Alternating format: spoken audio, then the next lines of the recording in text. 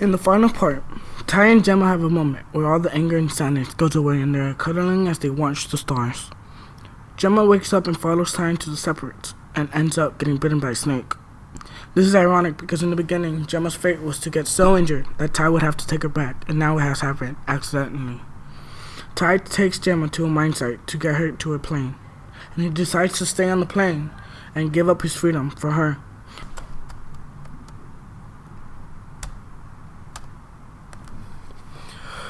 Long story short, Ty sacrificed his life for his so-called lover and chooses to let her go. Even though he would be sent to jail, Gemma heard her parents were at the hospital and she was just so excited. Except not really, especially since Ty told her that her parents don't care about her. Talk about awkward. Gemma is then torn apart between two worlds, the world she was getting accustomed to and her perceived life with her parents.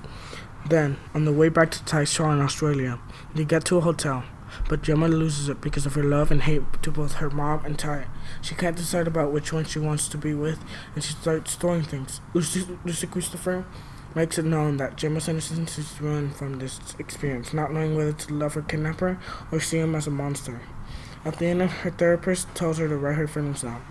It turns out the book we're reading is actually the letter. She writes that she doesn't know what she is going to say at the trial. Either she went voluntarily or she was kidnapped. The author never gives Gemma an acceptable ending, nor the readers.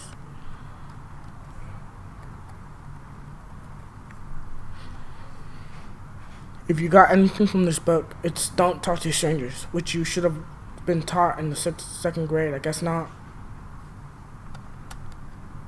Which you should have been taught in the second grade. I guess not. This book centralizes around Stockholm Syndrome. This book centralizing around Stockholm Syndrome, and it gives the reader a taste of how experience changes someone's point of view and how they act. Sometimes you can never go back.